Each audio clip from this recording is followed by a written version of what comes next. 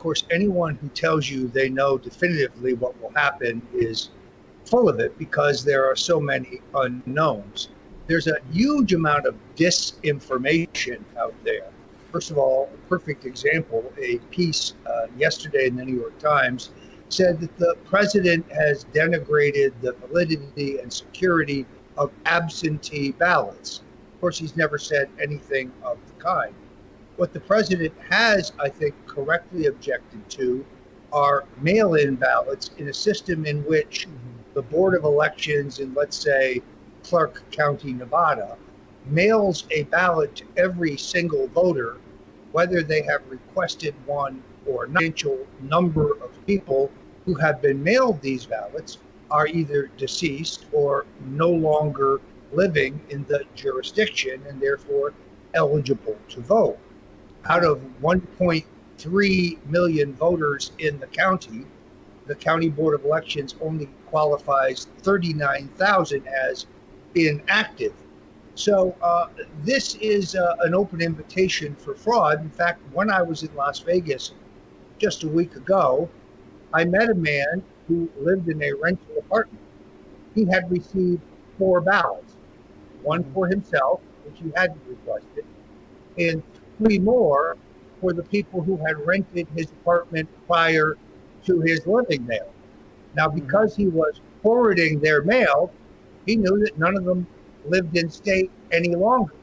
But theoretically, were that person dishonest, and he is not, he could have voted 4 times without detection.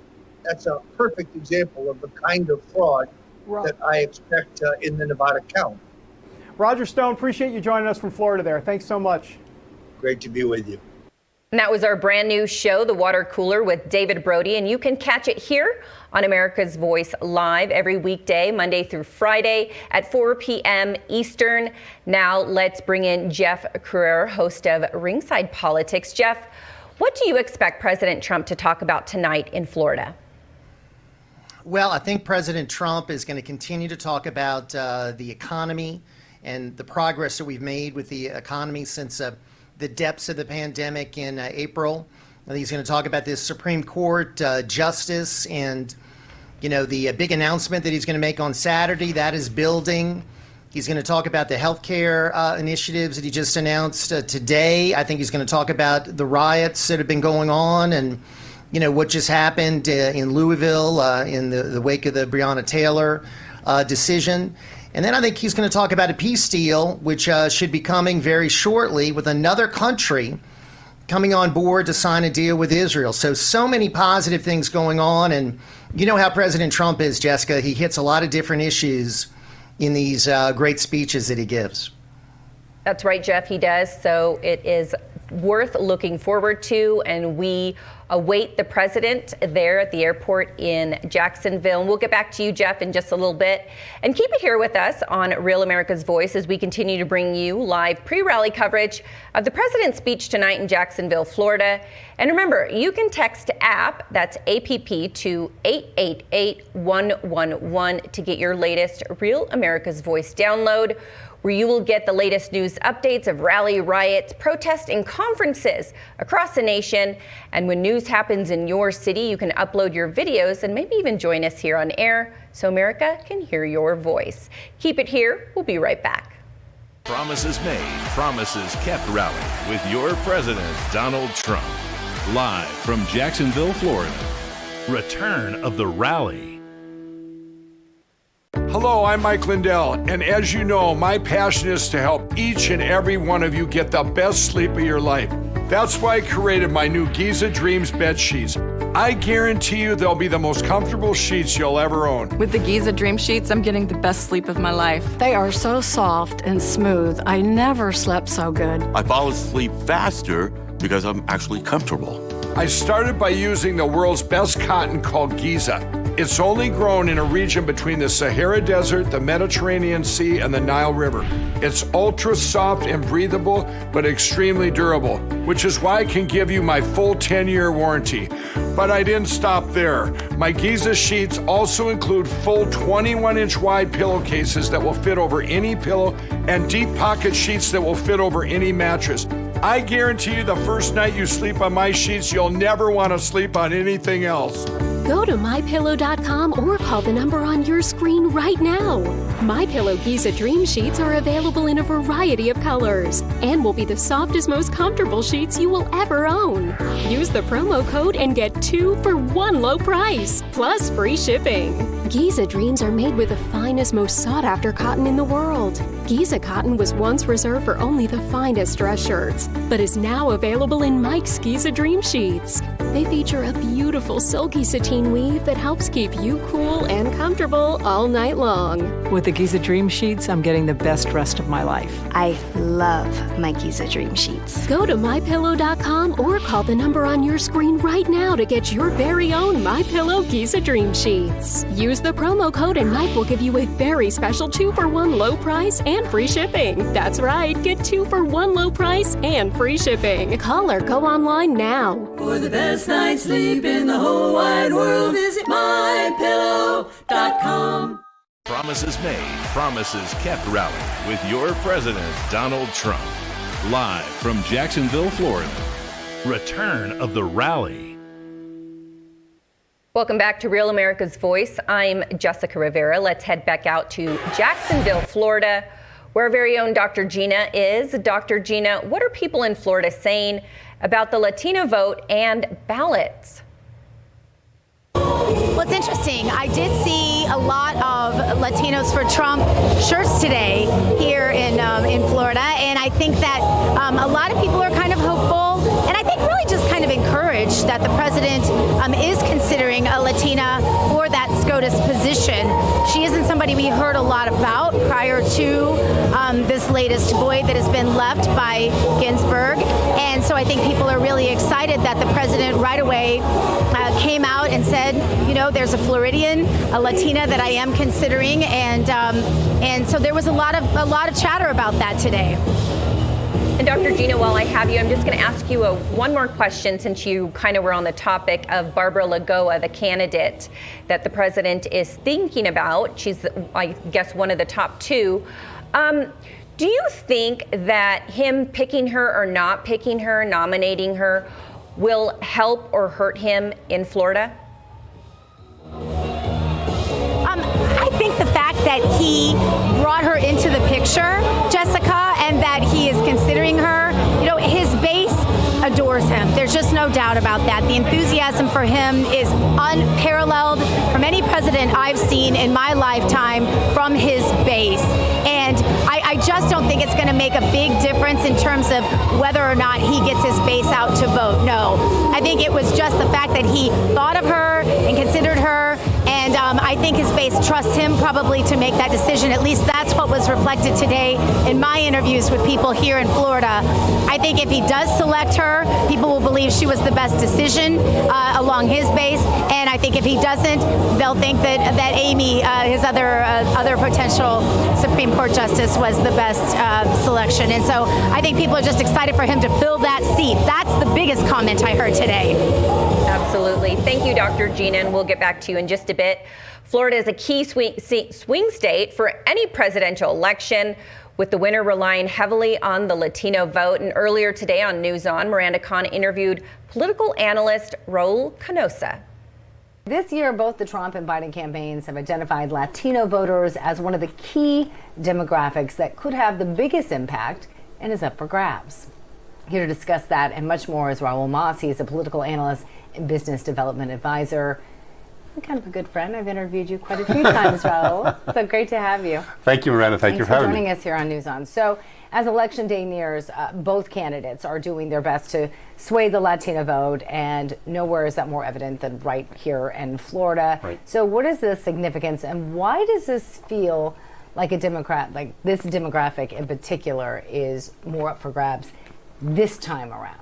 Well, you know, Florida has a rather large Hispanic population. It's a diverse Hispanic population. The whole state's diverse. Yeah, in exactly. General. Yeah. But, you know, in particular, and Florida's diverse as well in terms of its Hispanic population. In South Florida, you have a very large immigrant population, principally Cuban Americans who've been there for a long period of time, who tend to be much more conservative, because remember that Cubans came to America as a result of communism. I mean, they fled for political reasons. They didn't come here really for economic opportunities. And those Cubans, particularly older Cubans, very much vote Republican, are very conservative, right? The younger generation, as with happens with new generations, a lot of them, my daughter included, is a Democrat, okay, and are thinking and voting the other way. But there's still that large segment that exactly. We try not to discuss politics at home. Okay? Probably a good idea. So that's what a lot of people are doing nowadays. But, we also have now in South Florida a very strong Venezuelan American population. Right. Similar situation, fleeing a socialist dictatorship, if you will, in Venezuela. First Chavez, then Maduro. The country has gone to hell in a handbasket, even though they sit on one of the world's largest reserves of petroleum. And it fell fast because it used to be leading. Exactly. But, so you have this element in South Florida that is sort of, very anti-socialist, very anti-communist, sort of prone to vote for Trump. Right. And you don't really need to sway a lot of them, because even though last election, Dade County has shifted from red to blue, there were plenty of Latinos that voted for Trump last time around, and my guess is that there's even more now. So he doesn't have to turn all of South Florida completely blue. He just needs to get some more Latino votes, and I think he has it. He's been visiting South Florida regularly. Right. He's met with the Venezuelan It's the second White House. Yeah. Well, he's here in West Palm. Yeah. But he's visited Venezuelans and Cubans. I mean, he's met with evangelical Latino voters. Right. Had a huge reception with them. I believe it was early this year. So he's got a lot of support in South Florida. And in Central Florida, the Puerto Rican community, you just saw, billions of dollars of aid to Puerto Rico. Exactly. He's going after that vote as well. So that leads me to my next question. For the longest time, Florida has been one of the key states when it comes to winning an election. But this year, the president's own campaign has said that they don't think they actually need Florida to win an election. Not meaning that they won't actually win Florida. I think they're going to do it, but they're saying we still have a path to victory. Is that true? Listen, I think if that is true, it's really sort of threading the needle, right? And I mean, correct me if I'm wrong, but hasn't it been since the 90s or something? Exactly. I mean, that no candidate has won the presidency without winning Florida? Exactly. I think most observers will tell you that if you don't win Florida, you have a very, very narrow path to the presidency. So I think it is absolutely essential, for Trump to win Florida. But again, I agree with you. I think if you get outside the urban centers, my brother moved up to Central Florida about a year ago, sort of rural community.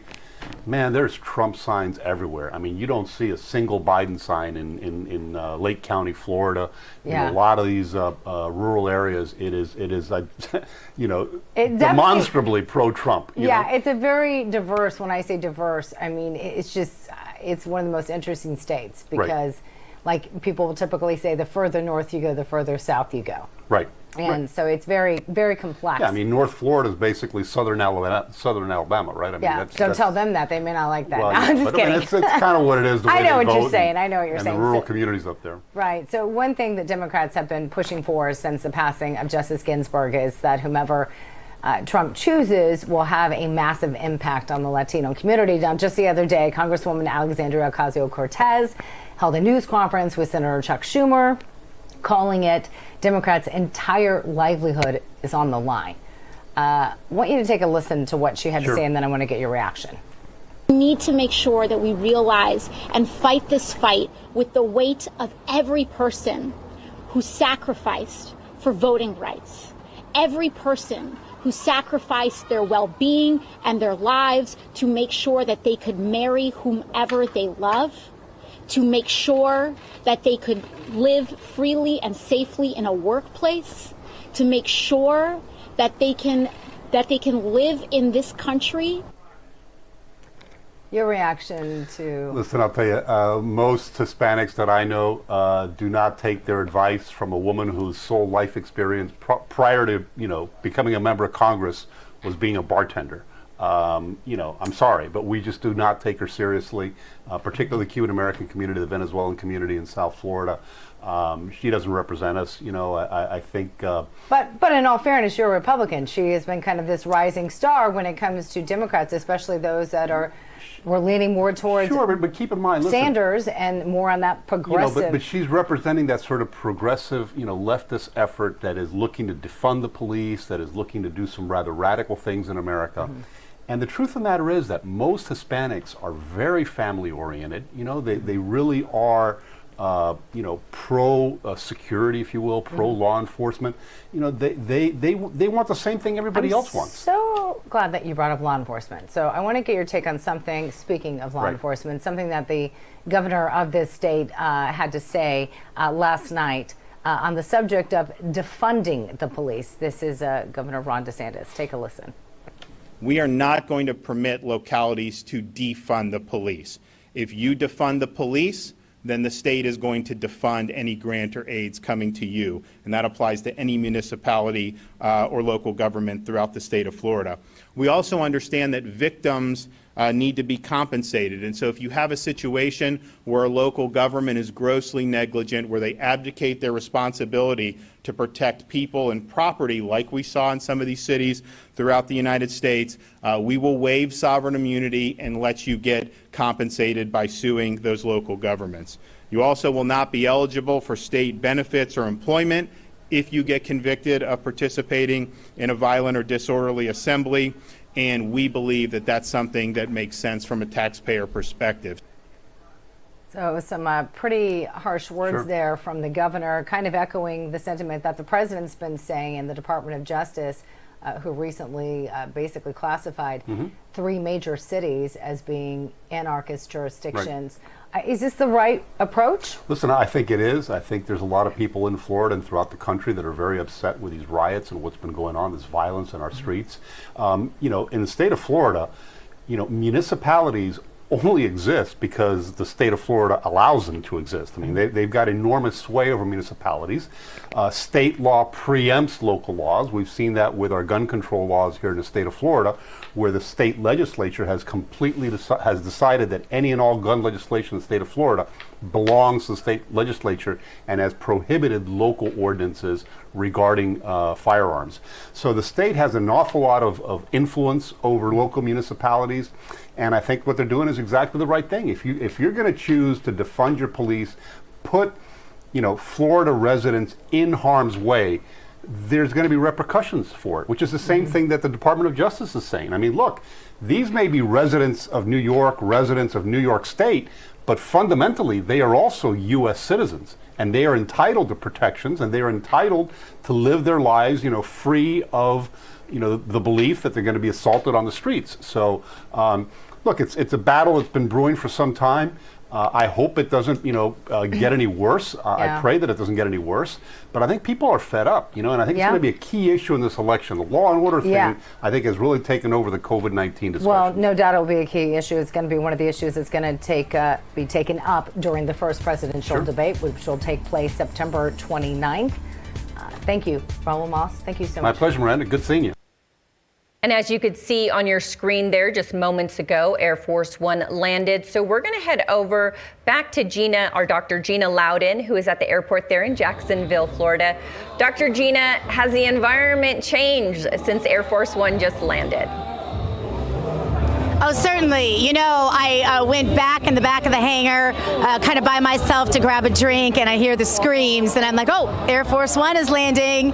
I've been aboard Air Force One when it lands at the hangar with the president, and I can tell you it's very exciting to walk off of Air Force One with the president and to see his face when he reacts to the crowd that is here waiting for him. And that's exactly what he's getting ready to do right now. So it's a very exciting time, and it gives you chills kind of over and over again. There's something really special about being here and knowing that, the President of the United States is here, and he is here to meet with the people. And no matter how many times I see it, no matter whether I'm there, no matter whether I'm here, it just never ceases to put me in a state of awe.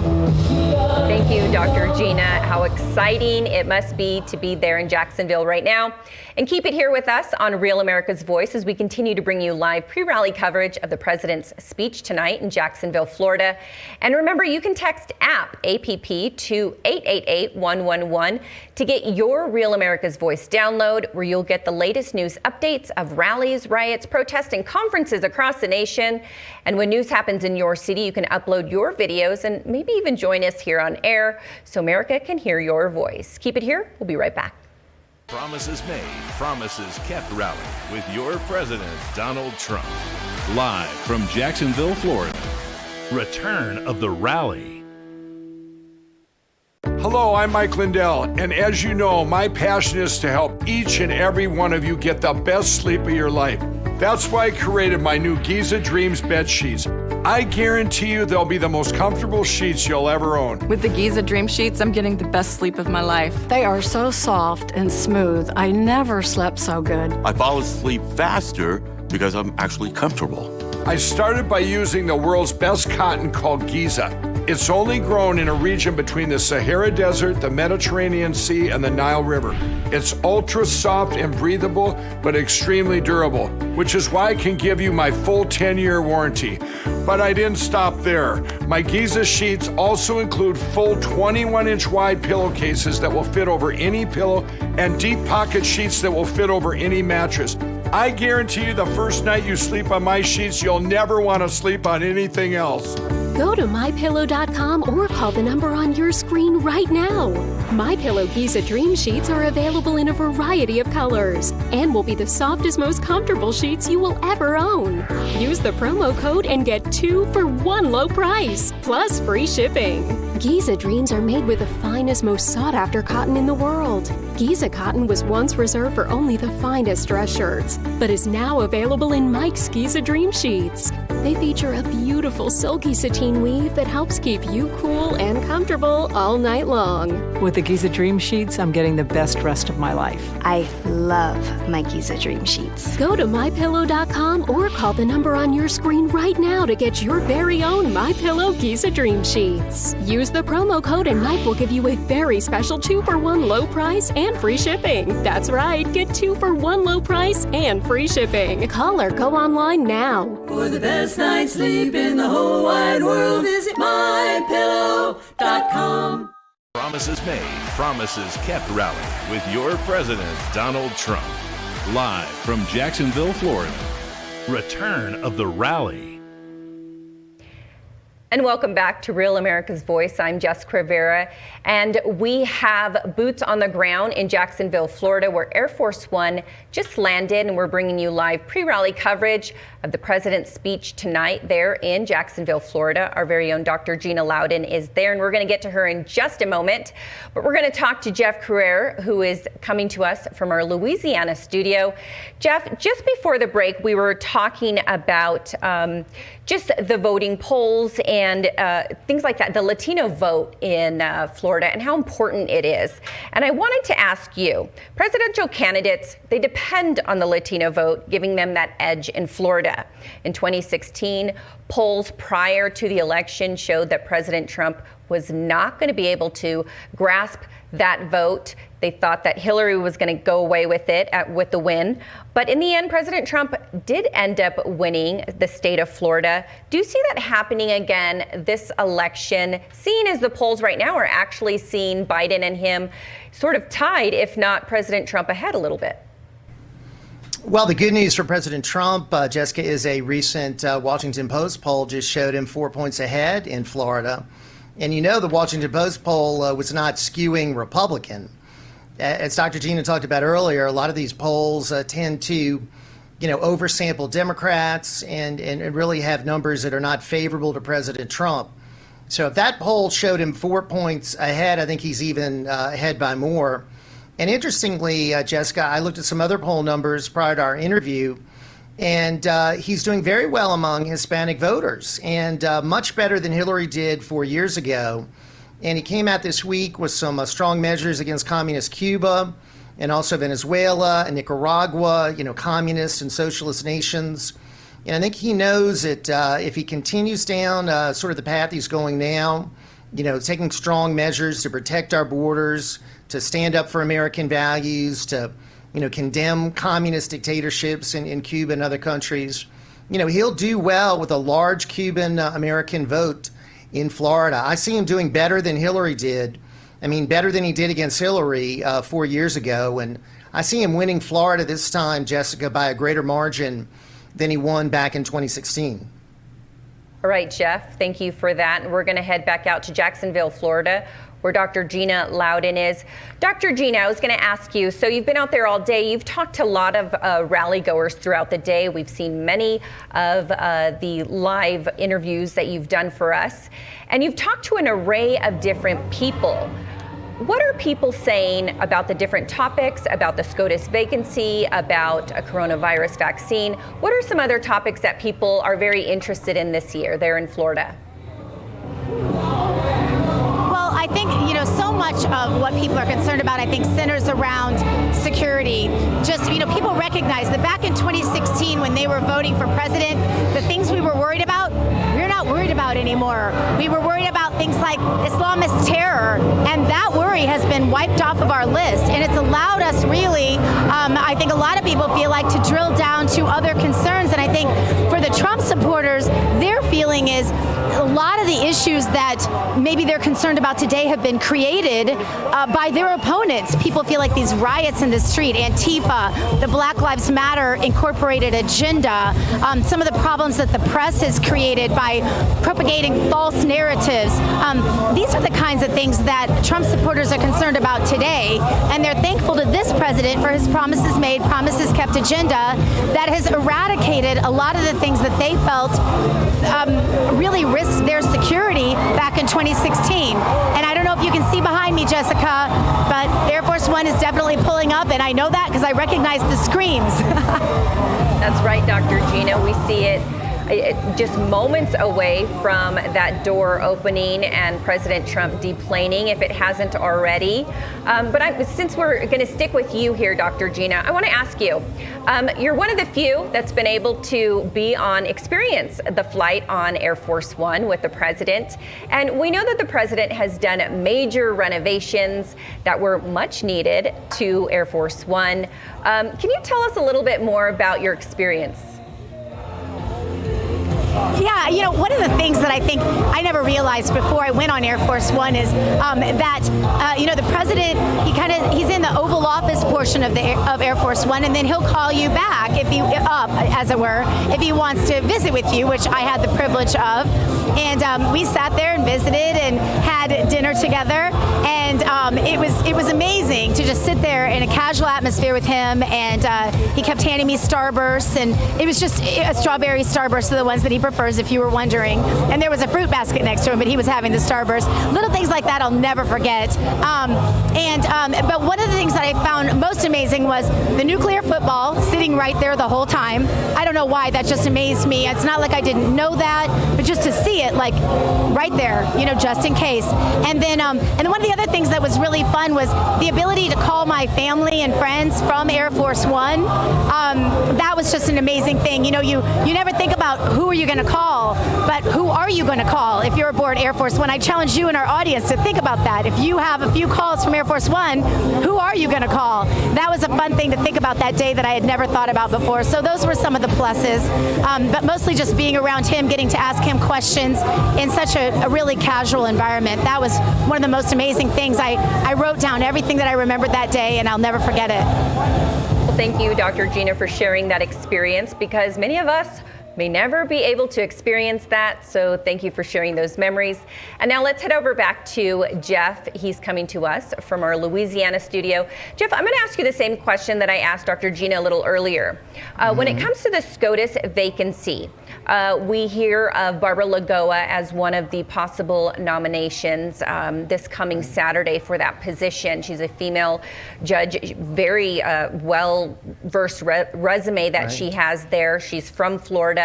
She's a Cuban American. And I want to ask you, do you think whether President Trump nominates her or doesn't nominate her, will that hurt or help him in the Florida polls? Well, that's a great question, Jessica. And by the way, I'd call my mother if I had a call on Air Force One, because she's a big Trump supporter. Hopefully one day we'll all have that experience. But I think, it's so interesting, this whole Supreme Court battle between, those that are behind Amy Coney Barrett, who's, by the way, from New Orleans, and those that want Judge Lagoa from Florida. And I do think those that are the politically minded operatives and supporters believe that it'll really help him in Florida if he chooses Judge Lagoa, also help him in Nevada and Arizona, in states that have a heavy concentration of Hispanic voters. And as far as Amy Coney Barrett, the other candidate that I think the president's seriously looking at, she's got a strong group of supporters among social conservatives and evangelicals. And it's really going to be interesting to see what he decides. And I think it's really down to those two as to who he chooses for this position. But I think Florida will go crazy if he chooses Judge Lagoa. I think it'll be very popular in that state. Thank you, Jeff. And we're going to go back to Dr. Gina there at the airport in Jacksonville, Florida, as we await President Trump to deplane Air Force One. Dr. Gina, today while you were speaking with people out there in Florida, did anybody mention anything about the Breonna Taylor case and the violence that has ensued that's taking place really in her name across there in Louisville, Kentucky? Yeah, there's great anger at the media, not us, of course, because we've told the real story, and our partners at Just the News have been extremely helpful in getting that part of the story out, the truth about the no knocking, which actually, the no knocking warrant, where we know that they actually, that story was not told appropriately in the media, and we know that many of the details we were told that were propagated by the media were never corrected when the real details of the court case came down. And the things that were told to racially divide our country were continued in the media, that narrative, and the truth was never told. Media outlets like ours and Just the News together, we try to get the truth out there, and I think that many of the people at this rally in particular feel very violated by that. They feel like they weren't given the truth, and like much of America isn't given the truth.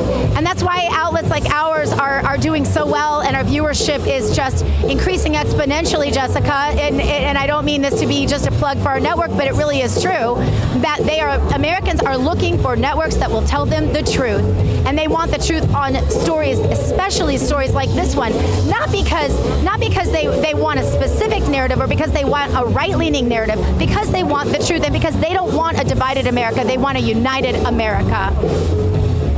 Thank you, Dr. Gina, and that's right here at A Real America's Voice. We pride ourselves in bringing you the truth and the news so that you can make your own decision. And Jeff, your thoughts on the Breonna Taylor case, the Attorney General's decision yesterday to not indict all of the officers. He did make a mention of that yesterday, and he gave his reason as to the fact that just because, mob justice is not justice, rioting is not justice. If there is no evidence there, they can't just charge people just because it's popular opinion. What are your thoughts on the violence that has continued in her name there in Louisville, Kentucky? Well, I think it's just been horrible, and I think a lot of Americans are outraged that we continue to have police officers, Jessica, black and white police officers, protecting their communities, being targeted by these rioters. And, there's been so many of these incidents that have occurred since the George Floyd incident in May. And this is just the latest example. Breonna Taylor, it's tragic that she was killed. The facts about the case, as Dr. Gina said, were not presented correctly by the mainstream news media. Our network is doing it, telling the truth. And I think Americans, as they understand what happened, now say, hey, we've got to follow the process. And these officers were not indicted. Absolutely. 2 of the 3 were not. One was, but not for shooting Breonna Taylor. The individual there with her in that apartment shot at police. Okay, thank you, Jeff, and I don't mean to cut you off, but we have the president there, so we're going to take you out to President Trump as he makes his way to the stage there in Jacksonville, Florida, for his latest re-election speech. And keep it here. We're going to continue bringing you live rally coverage of the president's speech in its entirety. and for post-rally coverage as soon as the president is done speaking here on Real America's Voice. So keep it here.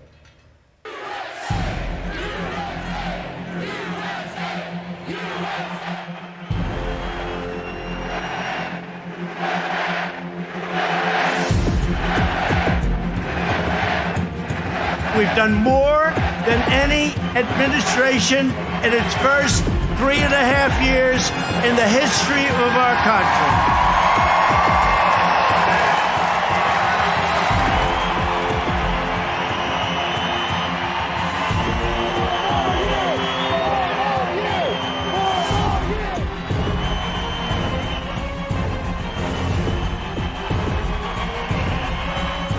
America is winning again like never before, and America is respected again, respected at the highest level.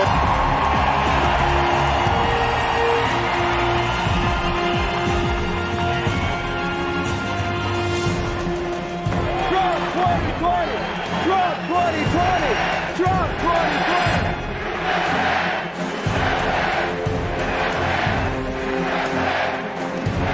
We've created 6.7 million new jobs. Unemployment recently reached the lowest rate in over 50 years. Think of that, half a century.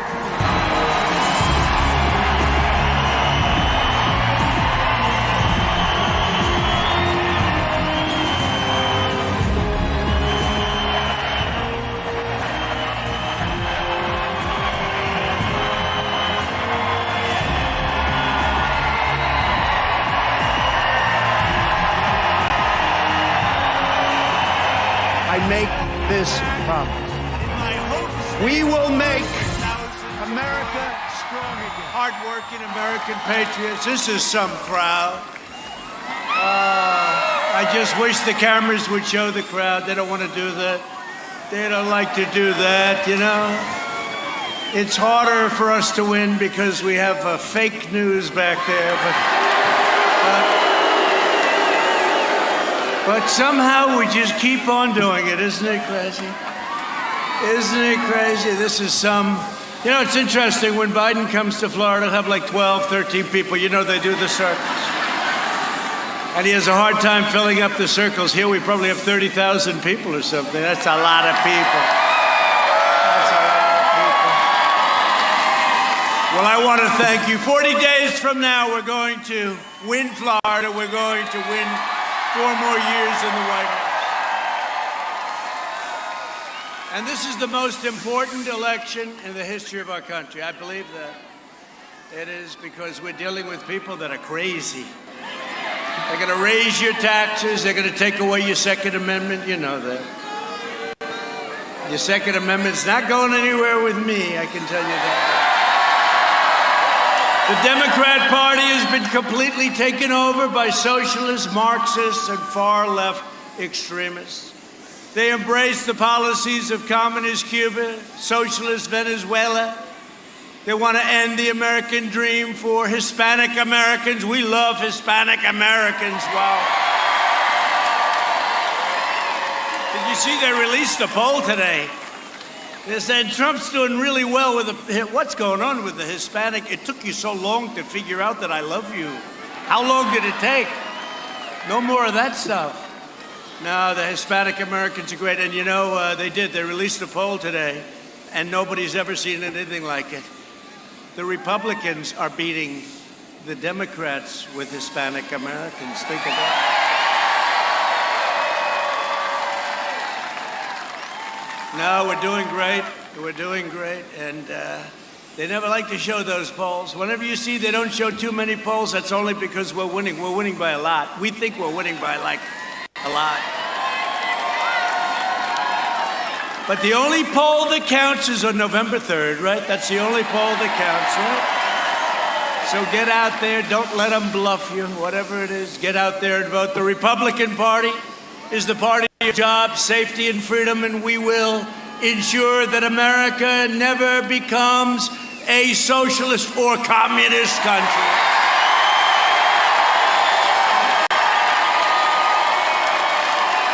I've added that recently. I said, socialist country. I said, now, a socialist or communist country, because these people are crazy. Kamala. You know, Kamala is further left than Bernie. I didn't know that. She is the furthest left in the U.S. Senate. She was up at 15% when she started. You know that, right? That story? She went down to 14, then she went to 12, then she went to 11. She went to 9 and 8, 6, 4, 2, 1.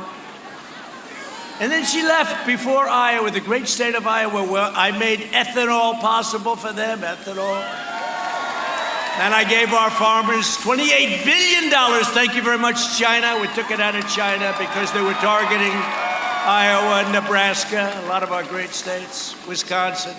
We gave our farmers a lot of money. Some came down to farmers down in Florida. They don't know that. We got a lot of farmers in Florida. But here's the choice facing every Florida voter. Joe Biden will deliver a crippling shutdown. He's actually thinking about, can you imagine? No, we did that, and we saved millions of lives. That's it. We're doing good now. And by the way, your governor's done a great job. Florida is down low now in the China virus. It's China virus. Some people call it coronavirus. That sounds like a beautiful place in Italy, right? No, it didn't come from Italy. It came from China. But this guy's talking, he'll shut it down. If a scientist says shut it down, he'll shut it down. No, we're not shutting anything down. We are doing so well. You look at our numbers. Wait till you see the third quarter. I shouldn't say it because back there. But wait till you see how good the third quarter is going to be. And it comes out just before the election. So I'm taking a risk when I say it. You won't believe the numbers you say. I tell you, you're going to see numbers. Nobody's going to believe those numbers. We're hearing from 25 to a 35% GDP. Nobody's ever heard of that before.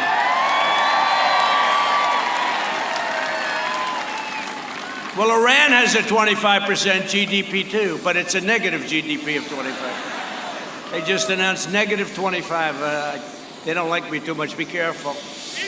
Be careful. I'm delivering a safe vaccine, and we're doing a record recovery. This recovery is a record. They've never seen anything like it. And next year is going to be, I think, the best economic year in the history of our country. Unless a very sleepy guy got in and he decided to quadruple everybody's taxes, then you can forget it. He's a sleepy guy. Did you see he did a lid this morning? Again, lid. You know what a lid is? A lid is when you put out word you're not going to be campaigning today. So he does a lid all the time. I'm working my ass off. I'm in Texas. I'm in Ohio. I'm in North Carolina, South Carolina. I'm in Michigan. I'm all over the place. Wisconsin.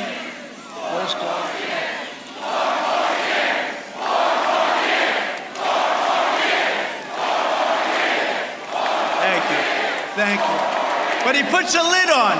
So a lid, I didn't know what the hell a lid was. I've only been doing this for 3.5 years, right? But a lid is, you're not going to go out today. You're going to stay in your apartment, or let's put it this way, in his basement. So early in the morning, he's put a lid on. That means nothing for today. I guess they do that for the press. The fake news goes home and they say how great he is as a candidate. They go home and they say he's a great candidate. But he put another lid on. There's many lids. So he did a lid today, early in the morning, that he won't be working today. And I don't know, I'm working so hard. Maybe he's right. Think of it. Supposing he never campaigns and he wins, do you know how badly I'm going to feel? I'm working hard. And you got to work hard. And you know what? I said it today. We cannot have a low energy individual as our president. We can't. And he's the lowest energy individual I've ever seen. So we'll see what happens, but he's lidding up. Maybe he's going to be great at the debate. He's been doing it for 47 years. Somebody said, he won't do well at the debate. I said, I think you're wrong. He'll do fine. He's going to do fine. They'll give him a big shot or something, and he'll go out there. He'll have a lot of energy. He'll have energy. He'll be like Superman for about 15 minutes. Biden's plan will crush Florida. My plan will crush the virus, and we're doing it. We're rounding the turn. We're rounding the turn under my leadership. Prosperity will surge. Normal life. Oh, I love normal life. We want to get back to normal life. We'll fully resume. The Florida tourism and hospitality industries will reach record highs. That's what's going to happen. You see it. And next year will be one of the greatest years we are going to have. I'm telling you, mark it down. And if I'm wrong, you'll say I was wrong. I'll say sorry about that. But we're going to have a great year. We're going to have a great everything. Our country is doing great. Our military has never been stronger. We've taken out so many bad ones, and hopefully it's so strong that we'll never have to use it. You understand that? You want to make it so strong. We've never had weapons like this. No country in the world ever possessed the power, the weaponry. What we have is so incredible. Nobody's ever possessed it before.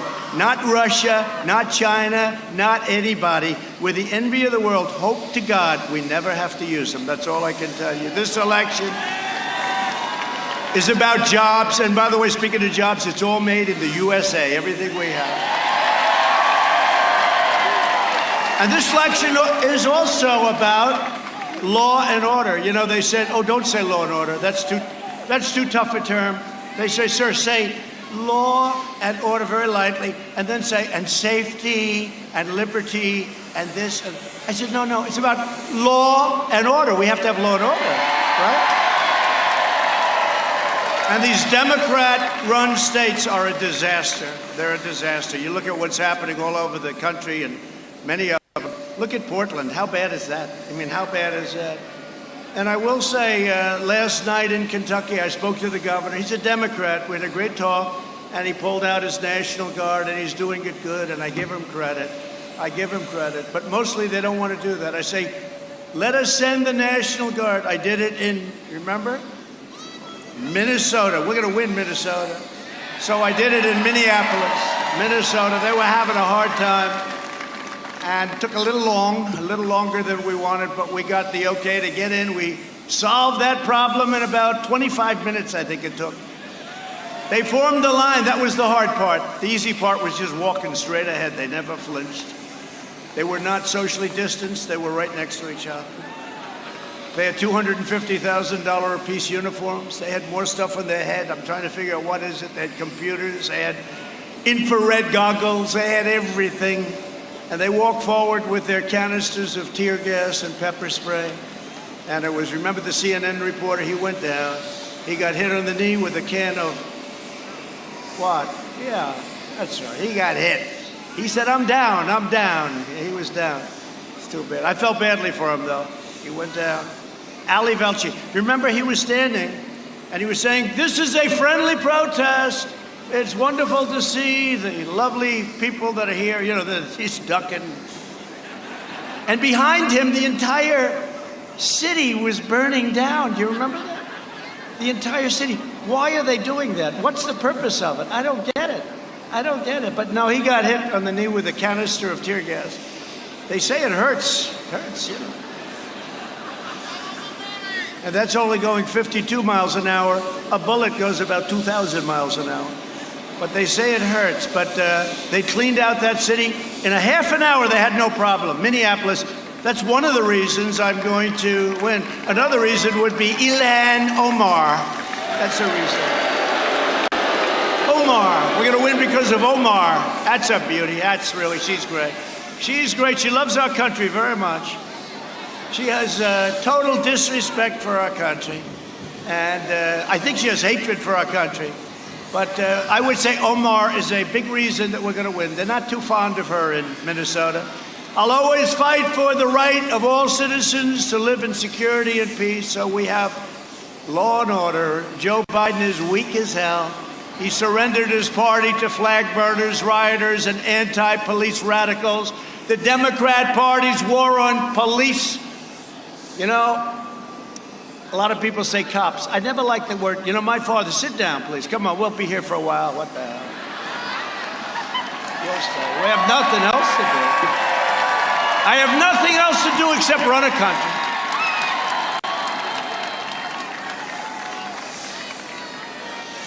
And the hardest part about running the country is dealing with crazy Democrats. You know, We're working on stimulus for people because it's not their fault. It was China's fault, and we can't get Nancy Pelosi to approve it. She wants to wait till after the election. I said, people want their money now. It's not going to have any impact from that standpoint. People want their money now. The Democrat Party's war on cops is putting the lives of innocent police officers in danger. But my father had great respect, always had great respect for law enforcement, for the police. And one time I said, Dad, the cops are out there. Look at that. They look great. And he says, never use the word cops. It's police. That's the kind of respect he had. He thought, I don't want to, right? Look, I have a couple of pretty rough-looking guys. No, it's true. So I always find it a little hard. I just left an impression. It's police. He thought it was slang. And I don't think they mind. I don't think, how many? We got a lot of them here. Does anybody mind the term cops? And who's here that's a policeman or woman? Policeman. Do they mind? A lot of them. A lot of them. Do they mind that term, cops? No. They just want respect, and they just want to be allowed to do their job properly, as nobody can do it. Do you agree with that? That's what I say. All right, now start calling them cops. He said, we don't mind, just respect us and let us do our job.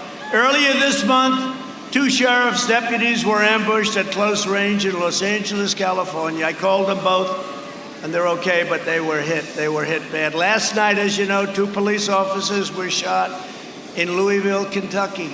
Every year, dozens of courageous police officers lay down their lives for people that they never met, people that they don't know, people they never saw in most cases, right? They lay down their lives for people they never met. They're incredible. Law enforcement, let's give them a hand, please.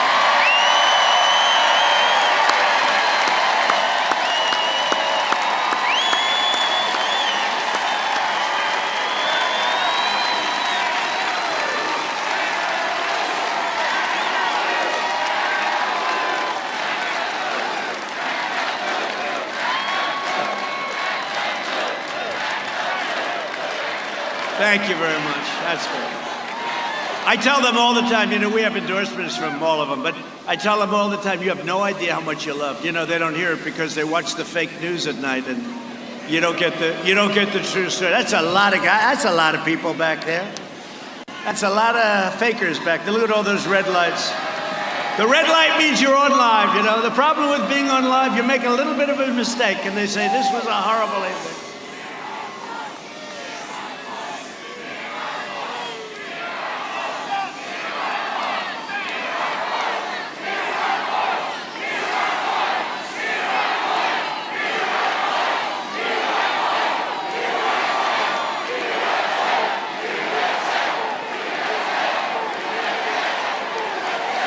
Thank you. That's enough. That's enough of that. No, it's very dishonest. It's a shame. It really does hurt our country. It's so fake. They don't show the protesters. They don't show it. When you think that, cities are burning down and storefronts are being exploded, people are being killed, they would have you believe there's nothing happening. It's the most incredible thing. I don't even understand why. No matter where your philosophy is, no matter where you stand, why wouldn't you want to show the facts, show what's happening? And then we fix it. The Republican cities don't have trouble. The Republican states, they don't have trouble. You go to different states, they don't know. They find it, some of these governors, friends of mine, and I have friends on both sides, but Republican governors, red states, they look like, how is a thing like this possible? Because they have law and order. They have law and order for this. That's what it is. For the entire summer, Joe Biden was silent as his far-left supporters assaulted police officers, harassed innocent Americans, and set fire to buildings. They were rioters, they were looters, they were anarchists. He called them peaceful protesters. He said they're peaceful protesters. Joe, they're not peaceful. Now, maybe he may believe it. Honestly, they may say they're peaceful. Okay, I'll say they're peaceful. I think he believes it. I actually do. It's the other ones that you have to worry about because they call the shots, not him. He's called for the ridiculous cutting of police funding, abolishing cash bail, if you can believe that, and the closing of our prisons. They want to close our prisons. That's a good idea. He even described law enforcement as the enemy. He said law enforcement is the enemy. Now, you know, I assume, I'll ask the fake news, has he taken it back, I assume, because he's taken everything back. He's taken anti-fracking back. He's taken pretty much everything back. But remember, it's the first thing they say. That's what they stick with. Biden's anti-police crusade must stop. As president, I will always stand with the heroes of law enforcement. That's why we're here. And I was honored to receive the endorsement of 48 sheriffs right here in Florida 3 weeks ago. And all over the country, law enforcement from Texas, Arizona, Ohio, Oklahoma, Michigan, Wisconsin, Pennsylvania, New York's finest endorsed me. They've never endorsed a presidential candidate. The National Troopers Coalition, Chicago. How about that? Chicago police, they endorsed me, Chicago. And all the major law enforcement organizations all across our country.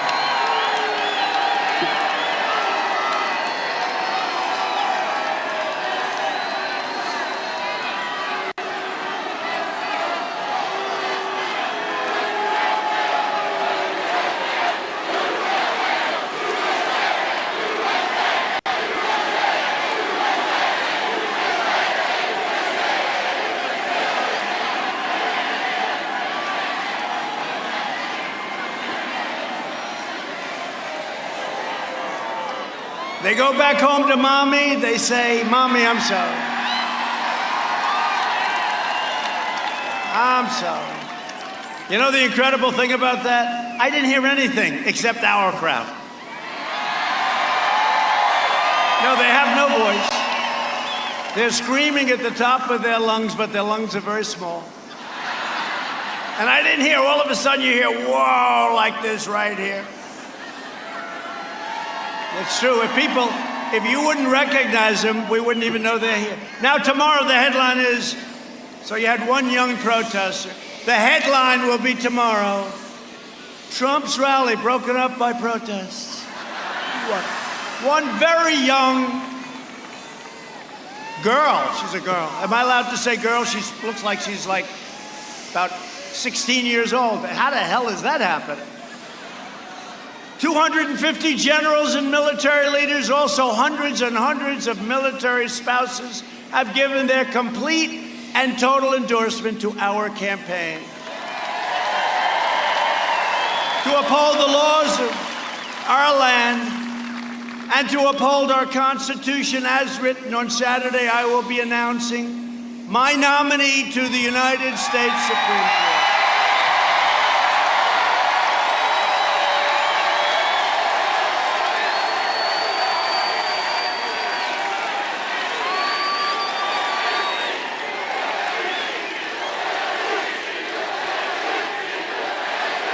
It's true. Well, it's going to be a big deal. We're doing it at the White House, the Rose Garden of the White House. Unless it's raining, in which case we'll still do it there. That's okay. It's beautiful, the White House. So beautiful. We love the White House, right outside the Oval Office. And, you know, they don't want us to do it. The Democrats say, you shouldn't do it. Why? We have a lot of time. Let me ask you the one simple question. If it was them instead of us, do you think they'd do it? I think so. Now, this will be a very talented person. It will be a woman. I'm sorry, man. It will be a woman. All right, ready? Who would rather see a man? Oh, that's trouble. Try it again. Who would rather see a man? That's not good. Who would rather see a woman?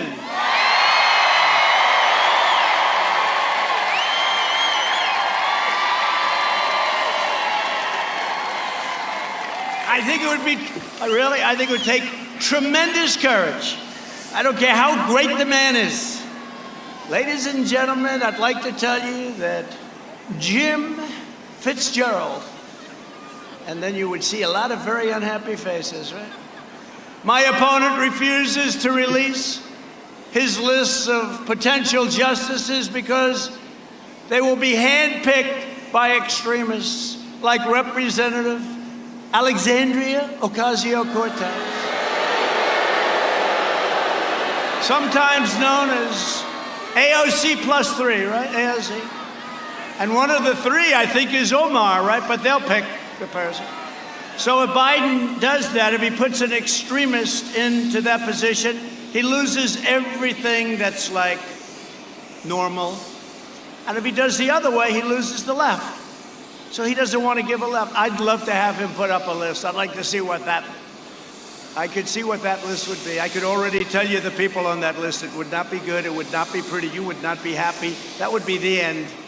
If given power, Biden and his supporters would pack the court. You know, they're talking about packing the court because we have won races. We have won.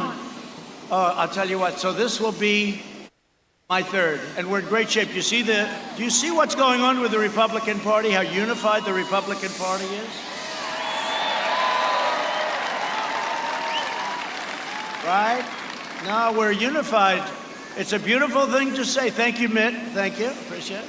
Even Mitt's on board.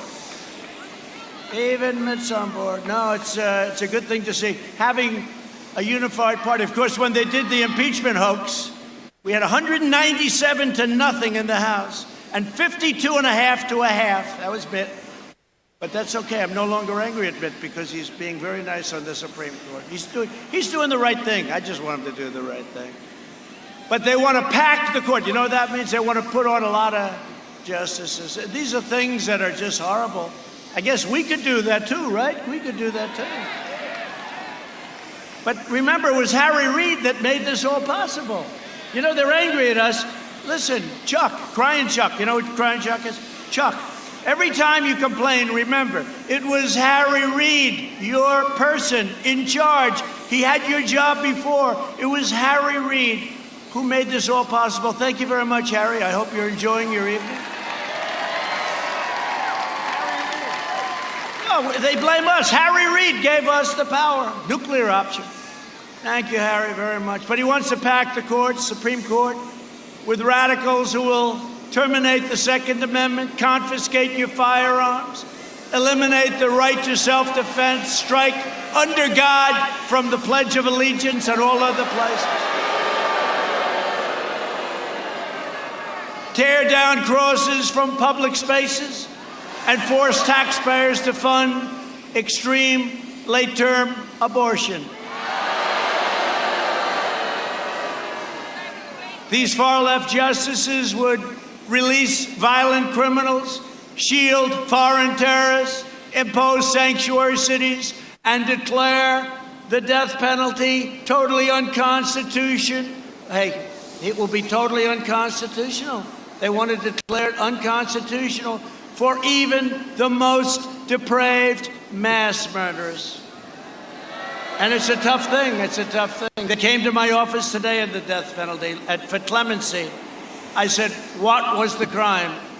The crime was so horrible that I won't tell you what it was, but it's been going on for 21 years or so. The crime was so horrible that this person committed that I said, look, I just can't talk about it. It was so horrible. And that's usually the case, like the Boston bomber. And by the way, they want to give votes to prisoners, people in prison. They want to give votes. So we immediately said, remember Bernie, crazy Bernie. Bernie is, I'll tell you one thing about him. He's the greatest loser I've ever seen. No, I mean that in a respectful way. Because what they did to him with Hillary was bad, but this time was even worse. Elizabeth Pocahontas Warren would have left the campaign one day before Super Tuesday. Bernie, with her ideology, basically, because she's a radical left, and she was really fresh to him, but she was really fresh. How bad was Elizabeth Warren to Joe Biden? There's only one person that was worse. Who was worse? Kamala. I said, he'll never, this shows you my great instinct, my great knowledge of politics. I said, he will never pick Kamala because no human being has been treated worse than anybody than Kamala. Remember, she called him a racist? She called him xenophobic. She called him all sorts of things. She called him things that were so bad I can't say them. I can't say them. But she called him a lot of things. I said, well, she's out. And then he picks her. She picks her. And well, you always pick people going up, not going down in the polls. You know, if I were going to pick, and by the way, how good is Mike Pence? Is he great? Okay, he's a rock. He's a solid guy, and he's a great guy, and a great vice president, and he works so hard. He's all over the place. He's in Michigan. He's everywhere. Where'd you go today, Mike? I went to Michigan, North Carolina, South Carolina. I went to Wisconsin. And the guy, I tell you what, he's an incredible guy, and he's a great guy, and he loves the people of this country. He loves our country. You cannot do better than Mike Pence. You know that. If you want to save America, you must get out and vote. In just 3.5 years, we've secured our borders, rebuilt the awesome power of the U.S. military, obliterated ISIS caliphate 100%, fixed our disastrous trade deals, and they were a disaster. I read some of them. I said, who agrees to this stuff? Stupid people agree to it. And brought jobs back home to America, and we brought them back. You had the greatest year you've ever had last year. The greatest year you've ever had. Under 16 years of presidents, Obama and Bush, household income rose only $2,945. Okay, that's over a course of 16 years, close to $3,000, right? In 3 years, and including energy, because look at the saving. How are you doing at the gas pump? Not so bad, right? Did you ever see that? You ever think that was going to happen? In 3 years, so that was less than 3,000 over 16. In 3 years, you went up $10,000, including energy.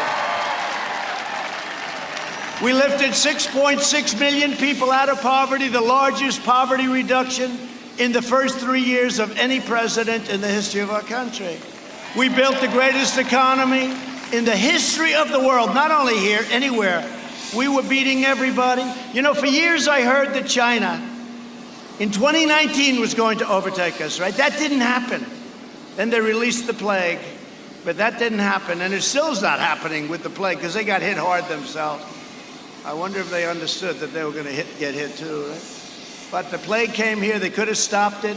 They could have stopped it from going all over the world, 188 countries all over the world, including Europe and the United States. We've added a record 10.6 million jobs in the last 4 months, including 3.3 million jobs for Hispanic Americans. That's a record. Both numbers are a record. When the plague arrived from China, we launched the largest national mobilization since World War II. We pioneered life-saving therapies, reducing the fatality rate 85% since April. You see what's happening? Europe has almost a 50% greater excess mortality rate than the United States, and now you see they're being hit very hard. The fake news was saying, well, I don't know if you've done as well as Europe. I said, we did better than Europe, and now Europe is exploding again. Unfortunately, I don't want that to happen, but they don't want to talk about that because that's not good for their narrative. Our early and aggressive action saved many millions of lives. Through Operation Warp Speed, we developed and distribute a vaccine. We will have a vaccine so soon you won't even believe it. Although they're trying to do a little bit of a political hit. Let's delay it just a little bit. You notice that? Let's delay the vaccine just a little bit. But we have 3 great companies and then others also. Johnson & Johnson, right? Pfizer, Moderna, great companies. All of them great companies. And they're right there. They're way advanced. They're in the final steps. I took historic action to get critical relief for American workers through our Paycheck Protection Program. We saved 3.2 million Florida jobs. We're launching a historic effort to bring our medical supply chains back home where they belong. In 1996, Joe Biden voted to obliterate Puerto Rico's thriving pharmaceutical industry. I am reversing that, and we're going back so that Puerto Rico can get its pharmaceutical industry back, and they're going to have it back soon. That was Joe Biden that did that. And then they'll vote, because automatically, I don't know, they vote for a Democrat. What's the purpose? He's the one that did it. He's the one. Look what he did, how devastated. Look at what he did to our African-American community, and people don't want to talk about it. But what he did was devastating, devastating. He's not good for anyone, let's face it. Last week, I also announced an additional $13 billion that goes to disaster relief for Puerto Rico. They got hit hard. I hope they remember that. That was given by Trump, not by the Democrats. Our hearts are also with the communities in the Panhandle. I love the Panhandle. Ron will tell you. I'll tell you, you're a great governor, and he's doing a great job. He called up, he said, the Panhandle said, sir, they love you in the Panhandle. I think I'm at about 99.9% in the Panhandle. But we took care of the Panhandle. Remember Hurricane Sally? That was not good, but we took care of it. Ron came into my office and say, sir, we need more money. I said, how much? He gave me a number you don't even want to believe. I said, you got it, Ron. Don't come back, Ron. He comes back about 3 days later, sir, we need more money. But that's, I guess, a good governor. That's what a good governor does, right? That's what a good governor does. I approved a major disaster declaration for the state of Florida last night. And we will be with you every step of the way, every step. You're there. We're there so fast. We sometimes, other presidents took a long time to approve them. I approve them before the storms hit shore, because we know what's going to happen. We took care of Florida. On November 3rd, Florida will decide whether we end the pandemic and return to record prosperity, or whether we allow Joe Biden to kill the recovery, delay the vaccine, impose a $4 trillion tax hike, ban American energy, which he wants to do, destroy the suburbs. He's going to destroy the suburbs. Give free health care to illegal aliens, which means millions and millions of people are going to pour into our country. And indoctrinate your children with poisonous anti-American lies in their class, in their school. To combat the toxic left-wing propaganda in our schools, I announced something last week that was very popular, that we're launching a new pro-American lesson plan for students called 1776 Commission.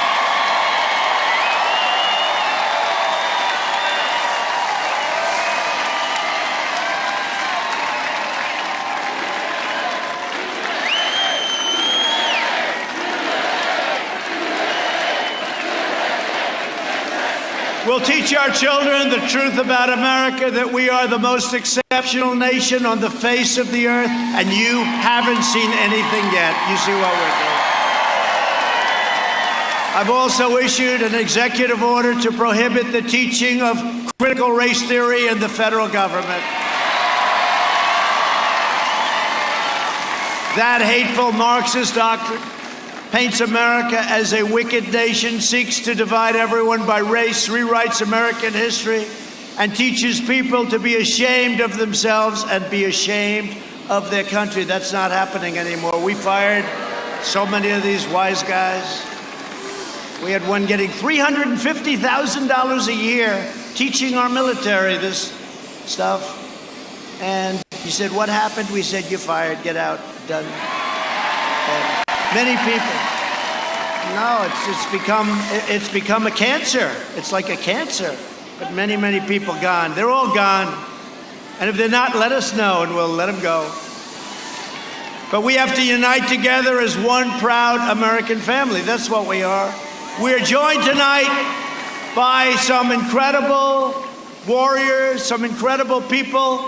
One of them that I'm most proud of is a man that came to this state, and what a job he's done. Your great governor, Ron DeSantis.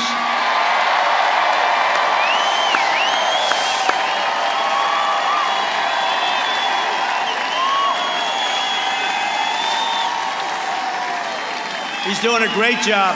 Ron is doing a great job. Ron, how are we doing in the election? How are we doing on November 3rd, Ron? Okay, he says good. We better do good. Well, he won a great primer, and then he beat a man that they said had a good future. I'm not thinking his future's looking too good right now. How's his future? I don't think it's too good right now. Ron was great, tough and strong, and he didn't choke under pressure, that's for sure. But much more important than Ron is the First Lady of Florida, Casey DeSantis.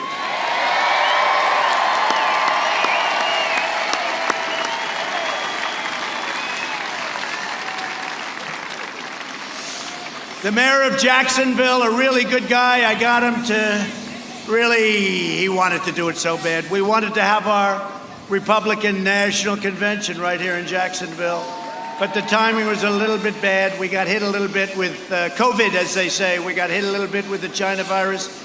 But I'll tell you what, Lenny Curry was absolutely fantastic. Your mayor, Lenny Curry.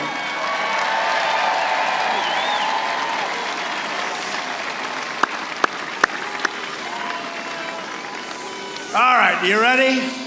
Some of the greatest, toughest warriors you'll ever meet during the impeachment hoax, they said this is the biggest pile of crap you've ever seen.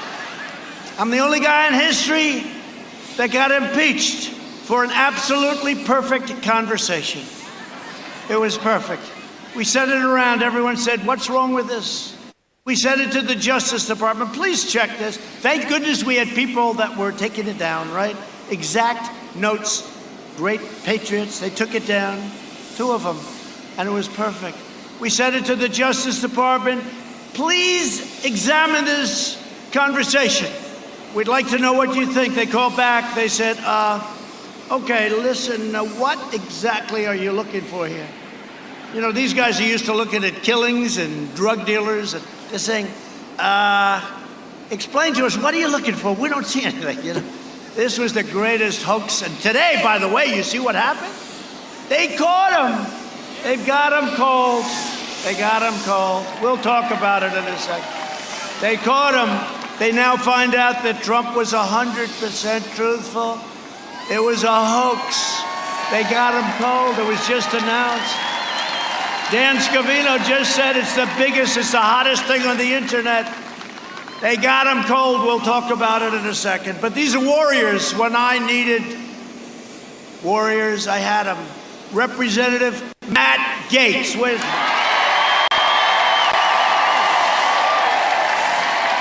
my Matt? What a great guy. What a guy. Big future. Thank you, Matt. What a warrior. Thank you. But he's very shy on television, right? I noticed. He's great. Thank you, Matt. Ted Yoho. Ted. Ted. Where's Ted? Great job. Now, you know, a man that is in charge of all spying.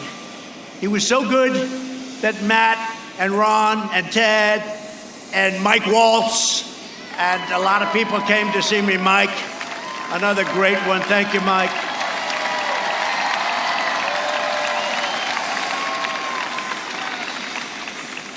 Is John Rutherford here? Where is he?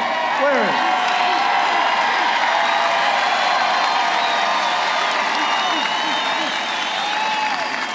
What a good job, John. Thank you. Thank you for the help. Thank you, John. But Mike Waltz has been so great. And candidate for Congress, Kat Kamak. Kat.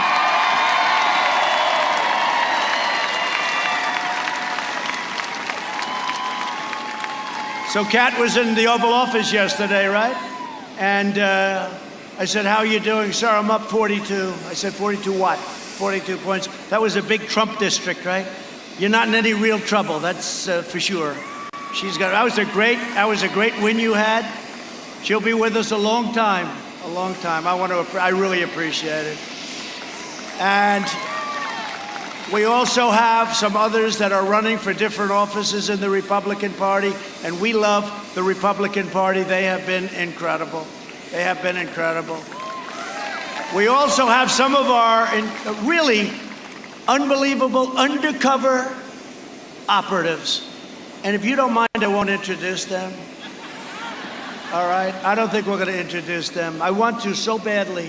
I want to have them stand up, bring them up here. I want to hug them and kiss them, which I'm not allowed to do because of social distancing. But somehow they may lose some effectiveness if I introduce them. So they're in the crowd. I saw two of them, and I won't bother, but they are great, great champions of our country. Thank you. Thank you. And also here is a woman who was she was tough. She was in charge of a great state, Michigan, and she kept asking me, come back, you're going to win. Everyone said, Republicans hadn't won Michigan in many decades. And I felt I should because I was bringing back and I was doing so much for the business and jobs and bringing people back and recommending and telling them you're losing your business to Mexico, Canada. And they gave me, 12 years ago, they gave me the Man of the Year in Michigan. And I made this crazy speech that I said, you're losing all your jobs to Mexico. And all of a sudden, I'm running for office. And a woman who handled it was unbelievable. She'd say to me, sir, would you please come and make a speech? I said, who are you? My name is Ronna McDaniel. I'm in charge of Michigan. Where's Ronna? She said, my name is Ronna McDaniel. I'm in charge of Michigan. I said, I hear we don't have a chance. We should win Michigan, but I hear you're going to win it if you come here. So I went and made a speech. Then I went and made another speech. Then she'd call again and again. I couldn't take it. And then I said, look, I'll do one more. She wanted me to do one more. She said, I'm telling you, you're going to win. Do one more. This is 2 weeks left. And I said, all right, this is it, though. This is it. I've devoted a lot of time to Michigan, and everyone says you can't win. By the way, we just got a poll with 3 points up in Michigan. She said, sir. Then she used to call me Mr. Trump. I wasn't president yet. She said, sir, please, just this one time, this is it, three weeks out. I said, all right, this is it. Can't do anymore. Got to go to a lot of states. That's it. This is it, sir, I promise. So I did it. Then the night before the election, she said, sir, you're going to win Michigan, but you got to make one more stop. I said, you got to. And I made it on election day. I arrived at 12:15 in the now morning. That was now election day, right? I started speaking at 1 o'clock in the morning on election day. My wife said, are you crazy? We had 32,000 people. And the reason I went, she wanted us there, but we found out that crooked Hillary Clinton, Barack Hussein Obama, and Mrs. Obama, and Bill Clinton were traveling to Michigan unexpectedly because, as Bill Clinton told them 3 months ago, you're going to have trouble with Trump in Michigan. They don't want to listen to him, They said, oh, well, because he's a natural politician. And he said, you're going to have trouble in Wisconsin, too, and be careful of Minnesota. This was Clinton. Remember, they were laughing. They thought he was very funny. But they knew they were in trouble, so they flew there. They had 500 people. I went there, and I started speaking at 1 in the morning with 32,000 people in Grand Rapids. Grand Rapids. In Grand Rapids. And I said, it's like this. I said, we're not going to lose this state. You can't lose. When you have a crowd, you can't lose. You can look at a crowd. I can look at this crowd. I can say, look at it as far as the eye can see. As far as the eye can see. I'd leave here, I say, we're not losing Florida. I can tell you that. You can tell. You can feel it. You can feel it. You have an instinct. We're joined as well by a group of incredible supporters who have recently walked away from the Democrat Party. They walked away from the Democrats. They just registered as Republicans. Thank you. Thank you. And they're going to be voting for us. They just a whole big group of people, and I thank you. And you're all over the place. And thank you. Thank you. They know. It's called, they're smart, and they have common sense. We've spent the last 4 years reversing the terrible damage Joe Biden inflicted over the last 47 years. Together, we've taken on a corrupt and broken system that's been throwing everything at us from the very beginning. And remember this, and I say it all the time, I've done more in 47 months than Joe Biden's done in 47 years. That's true. That's true. That's true.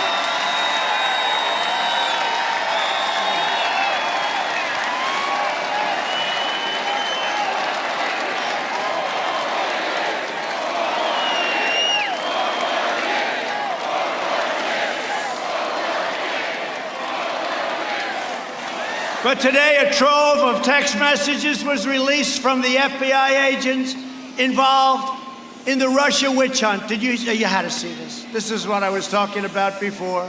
The headline from the Federalist reads, "Trump was right.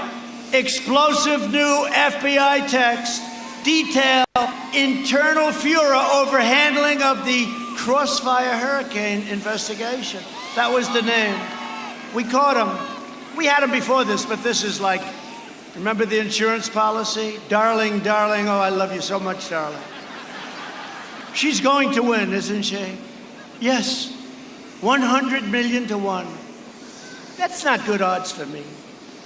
They might not have been great, but they were a lot better than that. 100 million to 1, Lisa. I love you so much. But if for some reason she doesn't win, we have an insurance policy. That's what we've been living through, their insurance policy. You can't be any more obvious than that. These people are scum. They were trying to do a coup. Who would think? And we caught them before that. We caught them spying on our nation. And they've gotten caught. Let's see what happens with them now. But this was a big day. This was a big day. Never forget, they are coming after me because I am fighting for you. There's a lot of truth to that.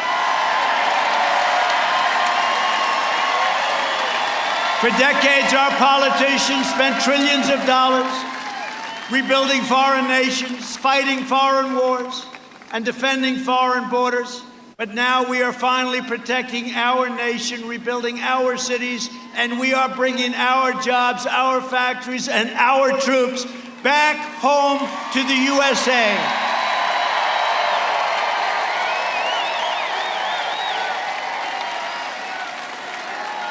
Joe Biden championed every globalist betrayal of America for 47 years. He was a cheerleader for NAFTA, the worst trade deal ever made. Emptied out your factories. And he was a cheerleader for China's entry into the World Trade Organization. I took the toughest ever action to stand up to China's rampant theft of American jobs. And I proudly signed a historic executive order making it official government policy to buy American and hire American.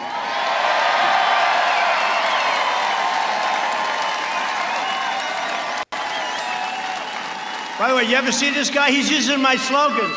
He's using my slogans. I saw him the other day. It's like, buy American. I said, I've been saying that for 5 years, right? He's using my, he has no clue, I'm telling you. You got to come up with your own slogans, Joe. We invested $2.5 trillion in the U.S. military and launched the first new branch of U.S. Armed Forces in nearly 75 years after the Air Force, the Space Force. Right here. We passed VA choice and VA accountability. Nobody thought that could happen. We have a 91% approval rating in the VA, right? 91% approval rating. Highest in history, highest ever. You ever see, I don't want to say this to them because they'll find a vet. Is there an unhappy vet someplace?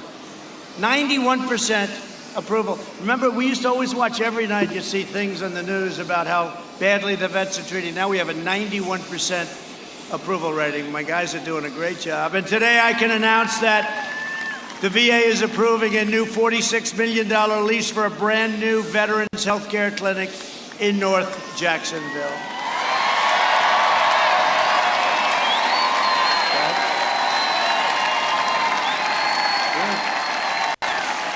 We killed the founder and leader of ISIS, al-Baghdadi. We took out the world's #1 terrorist, all over the world, #1. The mass murder of American troops and many others. Qasem Soleimani is dead. Took him out. He deserved to be taken out. We withdrew from the last administration's disastrous Iran nuclear deal, $150 billion. You know what he got for it? Nothing. $1.8 billion in cash. He got nothing. Nothing. I kept my promise, recognized the true capital of Israel, and opened the American embassy in Jerusalem.